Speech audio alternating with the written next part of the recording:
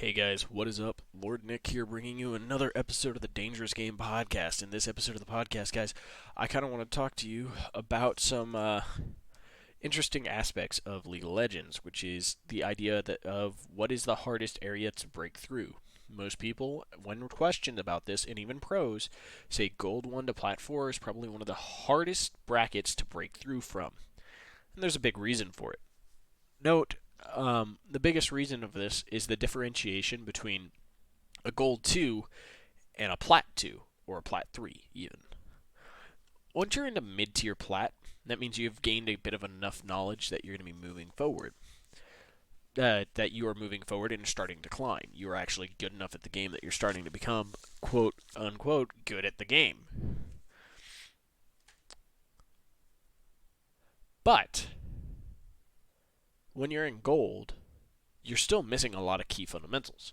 So you're going from missing a lot of fundamentals to missing some fundamentals to missing almost no fundamentals, all within Plat.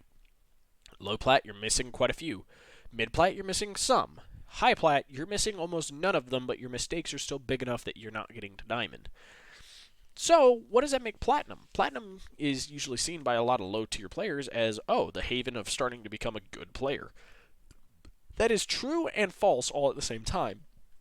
Biggest reasons for this is that Platinum represents kind of this haven that you're almost Diamond, but you're not. You're nowhere close to Diamond. You see, a Plat 4 cannot fight a Diamond 4 on a 1v1 scale. If you take a Plat 4 ADC and compare it to a Diamond 4 ADC, in most cases, you're going to lose. There are some cases where that's not the case. Individuals who have good macro sense and have good ability to control and understand the larger parts of the game might be a better overall player than the Diamond player, but the Diamond player mechanically is probably a lot better than the Platinum player. There's a big difference for why people get to Platinum. There are three of the big reasons that people get to Platinum, and I'm going to go through each one of them. And I also want to kind of say that you need all three of these things to get into Diamond. So if you're not good at one of these three things, you're going to have a hard time. If you're only good at one of these three things, for instance, macro play, like myself, you're going to have a very hard time of getting into Diamond. So, what are these three things that I'm talking about? They all seem like they're going to be kind of, people always talk about the two, macro and micro, right? Well, the third one is a part of micro that I like to differentiate on its own because some people are very good on the micro mechanics, that ability to outplay, that ability to just constantly duel your opponent and win. But there's that one category of micro mechanics that also is dealt with in macro mechanics, which is minions, CSing. And I like to differentiate it to its own category because there are people who are very good at understanding map control, understanding where they need to position to start contesting objectives, where they need to put wards, how they need to keep vision, how they need to keep tabs on people, but they suck at CSing. Likewise, they're very good at dueling people, very good at shoving lanes out, very good at constantly forcing down a tower in the early game, but because it gets to late game and they're stopping, the kills aren't still flowing like they were, and they're not able to get to towers as easily, and they didn't CS very well in the early game because they're focused on pushing. That's a flaw in CSing. So I feel like CSing is its own category for failure. But anyhow, I've already kind of revealed all three of them. It's going to be map control, it's going to be CSing, and it's going to be mechanical champion mechanics. These are the three big things you're going to have to focus on to try to get better at the game. These are the three biggest things. So map control is a very broad category all in all. It means you need to know how to position yourself in certain team fights. You need to know how to where to position yourself to get prepared for a team fight. And you need to understand of how to pay attention to where enemies are on the map, what objectives are being contested, what's going on, where are enemies at. This is a big portion of what separates the low tier from the high tier, is understanding, reading the map. Even if you don't have knowledge of somebody, you may have had knowledge about where they were all of a couple seconds ago, which means you know one of two or three places they can be. The other place, of course, is always that they could be in base, but you're always going to assume the worst. What is the one that impacts you the most? Okay, play like they're there, because that allows you to play safer and guarantee that you're going to guarantee a better chance that you will not die and give up cold. The other big thing about map control is knowing when to give up pressure on certain parts of the map. You could have a ton of pressure in a lane, but the problem is you got killed. Okay, cool. Now you're able to gain that pressure again, but what happens if you do? Well, there's a chance that that enemy jungler or whoever it is that's ganking you could repeat gank and kill you again. So what happens then? You lose all the control and push up that you had because now you're massively behind the other person and they get to push back for free. And now, if you try to push up again, there's always that looming threat that somebody's going to repeat gank you.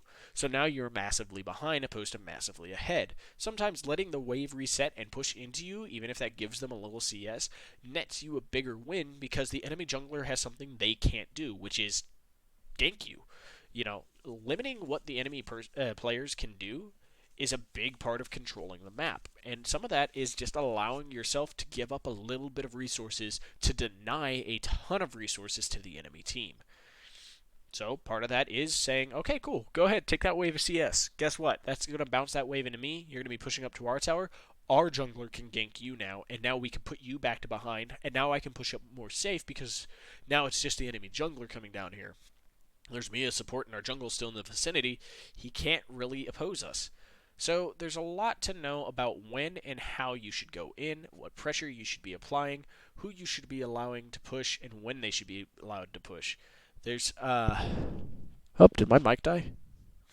Oh, sorry, it looked like my mic died there for a second. But you should know who you're allowing to push and how they're pushing to allow your team to be able to gain pressure elsewhere on the map. Now, another big thing that you can do is if you are very good at escaping from ganks, you can push up very heavily. As long as you know that you can get out of that situation, you're then killing the enemy jungler's time and you're putting pressure on your part of the map, which allows the rest of the map to be kind of more open to your jungler, be it objectives neutral objectives, or being able to gank somewhere else themselves.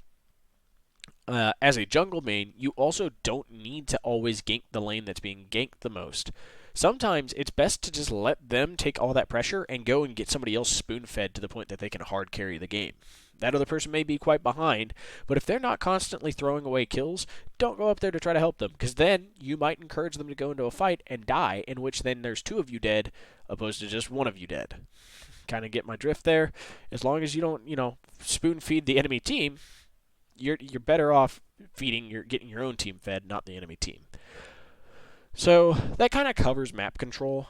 Vision control is its own thing in map control. You really need to buy red wards. That's the only thing I can really say to it, is learn to buy red wards, damn it. Like, I notice even in Plat games, there's a lot of people that never buy a red ward. My vision is usually somewhere between 40 to 60 by the end of the game as a jungler, and that's only because I buy a crap ton of red wards, I get sweeper early, and I start clearing out enemy vision. Leaving the enemy blind is a good way for your team to start getting ahead. If your team is not investing in red wards, then there's a good chance that you could start falling behind. If the enemy team is investing in a ton of red wards, but, they're not using them effectively, like they'll throw it down, you get them, and they still try to fight you and they lose, guess what? That's good for you. You've denied them vision and you've gained gold. If you could just spend the 30 to 60 gold to get one or two red wards, and you put one down, guess what? Oh, cool, they killed my red ward. That's 30 gold down the drain. Yeah, sure, they gained 30 gold, but guess what? And you lost 75. That means that's a what? That's 105? That's better than 150 that they'd get for killing you. So it could save lives, and it prevents you from losing a massive amount of gold in the end there. 45 gold is nothing to sneer at. That extra 45 gold and the turret plate they'll get, so 120 gold there. So that saves you 165 gold from giving to them. That's a pretty decent chunk. Now, let's move on to the next category, right, which is going to be your idea of CSing. Now, CSing is very important because a big part of CSing is not always last hitting. It's about knowing how to manage the wave, how to manage pressure in the side lanes and in the mid lane to get your team advantages on the map. You can't always ignore minions. What you can do is you can start making them snowball into larger groups of them. The way you do that is by killing off everything but the backline of the enemy minions. This slows your minions down, everything but the backline, and if it's a cannon wave, you leave the cannon there as long as your minions are all still intact. If you have all 7 of your cannon wave, this will start slow pushing, and it will get to the point that there'll be 2 cannon waves pushing into the enemy turret. This allows you to gain a massive amount of pressure because they either have to go and expend a person down there to then clear this and gain the CS and neutralize that wave, or they let it go and your minions just start taking towers on the other side of the map, or get enough damage so that somebody on your team could go down there and one hit the tower. This is something that you have to really focus on learning to do. You have to know when it is important to slow push a wave and when it is important to neutralize a wave. Sometimes just neutralizing a wave doesn't help you at all because it could be in fact that you have one of your waves matching into this giant wave. You clear the giant wave and some of your minions push forward. Well, guess what? That's only part of your wave pushing forward into a full wave that will be showing up here shortly. So you're going to slow push it back into yourself. So what you'd have to do is go and clear the next wave. That is a lot of time you have to invest to clear that out. So if you can do this to your enemy team, they have to invest a lot of time to clear it out properly, or else you're just going to have constant pressure on their side of the map. Note, with CSing comes also a big deal of knowing how to come back from a deficit. If you were down 2 to 3 kills, it's not always smart to be looking for picks, because what probably led to you dying is lack of vision control. So if that is what you are struggling with, do not play for picks, because you're obviously not going to see the enemy team show up and kill you. So what should you do? What is the next big thing you need to be doing? Well, the next big thing you should be doing then is learning how to freeze a wave. Neutralize the pressure of the enemy team. While they're still forcing you to stay down there, the difference that a freeze does is that they have to go invest their time to push that wave forward to start gaining priority again in that map. You have it stopped in a very specific part of the map where you can gain CS, but they're not gaining anything from this lane. They are gaining pressure, but if there's nothing for them to take, then there's not a problem with this. You're gaining CS. You're catching back up in gold. They're not gaining any gold, and they're constantly roaming around looking for picks. But if your team is just sitting there freezing, and there's no objectives for them to really contest, and you have visions on the Baron, then why not? Just do this, gain some gold, gain some pressure, and then as soon as you need to go to Baron, you push up that, extended wave. Like I said, you clear out the minions that are there, you clear out the next wave, let your minions start slow pushing back in, and you go and contest. Note, this is a plan for somebody who has some side wave pressure. If you are on a side wave at this time, you probably should have some type of side wave pressure. It's not always best for the ADC to do this, but if your team can four-man muscle people away from Baron long enough for you to do that, feel free to do it. Like, there's time and a place, but you just got to learn what that time and the place is. But wave management and CSing are one of the biggest things that hold people back from moving forward. I cannot tell you enough how much I hate seeing some of my players never doing this. And by my players, people I play with, not particular people that I like playing with, but just solo queue individuals. A lot of Plat people struggle with the idea of how to manage a wave. The last topic, and probably one of the least important ones, it's still important, but I believe that I value this one the least, which is sheer mechanical ability. Now, mechanical ability is going to be your ability to play a champion to an ungodly level, or to an okay level at least. Note, I'm okay at most of my champions. I've learned my top 4, who are, guess what, in the picture above, or picture here on the screen, of Jhin, Ivern, Ornn, and Gragas. I don't know many other people who can play these champions to the same efficiency that I play these champions. I know their power spikes, I know how to play them, I know how to be aggressive as them, and I know very well how to be just kind of abusive with them. I know what their playstyles are, stuff like that. Anyhow, I have learned these champions to a high degree. That is something you should always try to do, is find at least a small pool of champions that you can do this with. Each of my champions on there, I can also play in multiple roles. Gragas, I can play in jungle, top, and mid, potentially support if I have to. Ornn, I can play in top, jungle, and support. Ivern, I can play in jungle and support. Jhin, I can play ADC, but I could potentially play him mid if I really have to, or top if I really have to. I'd rather not, but, I could if I needed to. And finding somebody who has some diversity allows you to be able to flex into a couple of roles.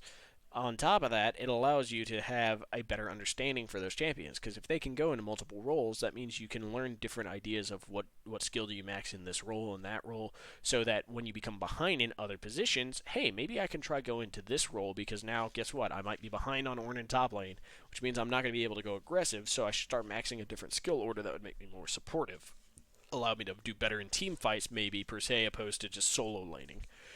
Find different ways to move around your champions so that you don't have to play one specific playstyle on them, and it allows you to adapt to different scenarios that you may not be able to predict every single time. Now, this would allow you to then, this all comes from that mechanical knowledge that I was talking about. Understanding your champions, building up that mechanical ability, learning them to such a degree that you know how to play them in almost every situation you can find yourself in.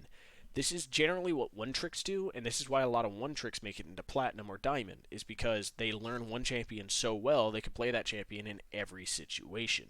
Note, a lot of one tricks get hard stuck in platinum and or diamond because they can play these champions in every situation to get them back to that one scenario of how they know how to win. Learning how to win in different scenarios with these champions is also a big thing for getting yourself above and beyond in diamond. You cannot just focus on, okay, cool, like, yeah, I might be behind in this split push wave, but I know how to gain enough CS so that I can then get a pick, start getting snowball again, so I can then start split pushing again. Obviously, that's not always going to win for you. You're going to lose games if all you do is try to split push. You have to learn some games of how to group up and fight with your team. So, that being said, you have to then start practicing in normal games or a practice tool or even in ranked games on how to play your champion in different scenarios. Once you can manage this, guess what? You could start finding yourself climbing a lot easier, finding yourself get past it. Now, the last bit that I want to kind of explain about platinum is not always the skills that you need to overcome it, but necessarily understanding what platinum is. Everybody saw that the wall for plat is that gold 1 P4 promotion and then P4 itself. That's not necessarily true. That wall is the entirety of plat. Platinum is what I call an MMR dead zone. It means that you have a better chance of losing a shit ton of matchmaking rank opposed to gaining it. And that's honestly one of the biggest truths about plat that people don't really spill a lot. In old years, you used to know that if you got into plat 2, you gained no MMR. No matter what, you would never gain MMR in Plat 2. You just didn't. There was some reason that's how it was programmed. If you're in MMR, you did not gain anything in Plat 2 or Plat 1.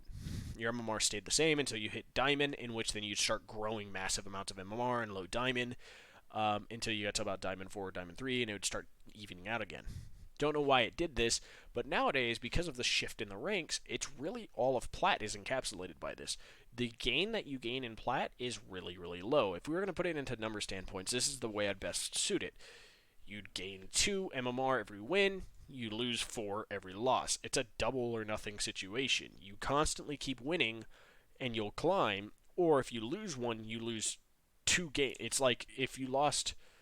if you win 2 games and lose 1, you're gone even. So you have to win 2 games to every loss that you have. That's really a hard way to climb. That's the normal way to climb. In most people's eyes, that's how you climb, right? Well, in Plat, like I said, that 2 to 4 ratio there, the problem is if you lose, say, 2 or 3 in a row, that gap gets bigger really fast. Because if you've lost, I believe it's 5 in a row in Plat, you've lost 5 in a row, you're down to 0 LP. You now gain about 12 to 14 LP, but you lose 24 about 24 to 28 every game. So there's a chance you're losing slightly more than double what you make. Say you gain 12, but you're losing 26 a game. You're losing slightly over double. That means you're in a very negative spot. In most times when you're climbing, if you win a game, you lose a game. Cool, whatever, they balance out roughly. Now, if you win a game, you gain 12, you lose a game, you lose 24, which means you have to win 2 games to every 1 loss just to go even. Just to go even. To climb, you have to win 3 games to every 1 loss. Opposed to, in like gold, for instance, you lose 1, you gain, and you win 1. And you're about even. You're back to where you started. Maybe a little bit more. You can climb at a 50-50 win rate in gold. In Plat, you have to be at about a 60 to 75% win rate to constantly climb in Plat. Being near 50-50 is not going to be enough. Being 51 means you'll climb, but you're going to climb over a very long period of time. So that's a big problem, and that's throughout Plat. It does not get better after Plat 4. Throughout Plat. If you make it out of Plat 4, cool, good for you. You've made it out of Plat 4. You're still going to be gaining about half of what you lose. Note, if you're on a massive win streak, that will change things. If you're on like a 12 to 13 game win streak, sure, you're going to probably even out. You're probably going to get this 20 to 24 a game, and you only lose about 20 a game. So you'll be slowly climbing at a 50-50 at that point. But you have to get to a massive win spree before you do this. If you're at a 50-50 win rate and you hit Plat, good luck. You have to get above that 50% win rate. You have to get to about a 52 at bare minimum to do the slow climb. That is what makes platinum in general a wall. Because in gold, it didn't matter what my win ratio was. I could 50-50 through gold all day, every day. That was easy. But in platinum, you have to either start off with a massive ahead on games and then go 50-50, or you have to just keep winning. You just can't lose. For instance, recently I went on about a 7-game tear on Ivern where I got myself into my Plat 3 promos. I then lost both of my promo games between a person never AFKing after dying twice and another guy who gave up because he didn't like the fact that I chose Ivern. He just saw I was Ivern and said, "Oh, game's over," and just instantly started trolling. Lost those games. With 2 losses, I dropped from 100 LP to 55. I now have to win 5 games to get back to that. Well, guess what? I lost another 1. So when I just won a game, I got 14 LP. I've lost a grand total in 3 games. I lost 60 LP, but I've only gained 17 back in 1 game. That means I have to win like 6 or so games to get back to where I was. That's absurdly hard to do. I have to win 6 in a row to do that. So I'm in a kind of rough spot, and I'm just kind of giving you a heads up. That is another big part of Plat that people don't understand, is that lasts throughout Plat. If ever you fall behind on your win ratio, you're going to be stuck there for a while. Unless you could start stringing together about 12 games in a row, you're going to be stuck for a while. So do know that Plat is very hard overall ELO to get through. Everybody struggles from it. I struggle from it a lot. My friends have gotten to see how terrible of like overall game sense my teams have. Not how bad they are at the champions, but just how bad they are at understanding what they need to do in terms of wave management or objective control. So I say before you get to Plat, become very good at these things and not reliant on your team, and you'll have a better chance of climbing through. But thank you guys for watching. I hope you guys enjoyed this video. Hope to see you guys in the next video, and have yourselves a wonderful, wonderful day and a wonderful new year, guys. See you later. Bye-bye.